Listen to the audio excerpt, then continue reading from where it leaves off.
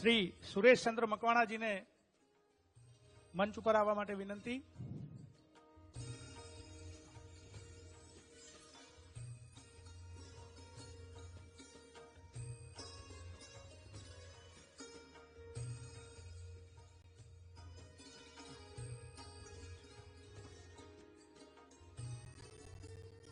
પેલી બાજુથી અમને લઈ જવા માટે વિનંતી. શ્રી સુરેશભાઈને સન્માન સ્વીકારવા માટે માનનીય મુખ્યમંત્રી સાહેબ અને પરમ પૂજ્ય કિરણાનંદજી મહારાજને વિનંતી કે તેમનું સન્માન કરશે. શ્રી સુરેશચંદ્ર મકવાણા, જેઓ જોધલ સંપ્રદાયની કણભા ગાતીના દિવાન તરીકે છેલ્લા 30 વર્ષથી સેવારત છે. હિન્દુત્વનો મહિમા વધારવાનું પણ કામ કરે છે અને સમાજમાં સેવારત છે. હું શ્રી મહેન્દ્રભાઈ પરમારને અને શ્રી ગંગારામભાઈને મંચ ઉપર આવવા માટે વિનંતી કરીશ. શ્રી મહેન્દ્રભાઈ પરમાર સફાઈ કામદાર સેલ ગુજરાતના પ્રથમ કન્વીનર હતા. સમગ્ર ગુજરાતમાં પ્રવાસ કરી વાલ્મીકી સમાજને આગળ વધારવા સતત પ્રયત્નશીલ છે. સમાજમાં શિક્ષણ વધે, મહેન્દ્રભાઈને આગળ આવવા માટે વિનંતી.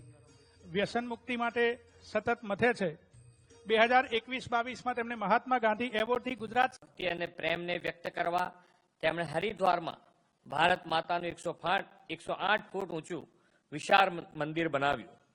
સ્વામીજીએ સ્વેચ્છાએ જગતગુરુ શંકરાચાર્યનું ગૌરવપૂર્ણ પદ છોડી દીધું અને પીડિત વંચિત લોકોની સતત મદદ કરવા જનસામાન્યની વચ્ચે રહ્યા છે. ક્યારેય દુષ્કાળ પીડિતો સાથે, ક્યારેય ધરતીકંપ પીડિતો સાથે, તો ક્યારેક હરિજનો વચ્ચે એમની ઉપસ્થિતિ અગ્નિ અને જંગલની આગથી પીડિત લોકો માટે ઠંડી છાયા તરીકેનું કામ કરતી હતી. તેમણે ભારતીયોને મા ભારતીની ગાથા કર્યા અને ધર્મ પરિવર્તનનું કાર્ય કર્યું. ધર્મ પ્રવર્તનનું કાર્ય કર્યું. એટલું જ નહીં, વિદેશમાં વસતા ભારતીય પરિવારોને પણ મૂલ્યો અકબંધ રહે અને સનાતન હિન્દુ ધર્મનો સંદેશો પહોંચે તે માટે પણ તેમણે અનેક યજ્ઞો અને ઉત્સવોનું આયોજન કર્યું હતું. સંત જીવ અને શિવ વચ્ચેનો સેતુ છે.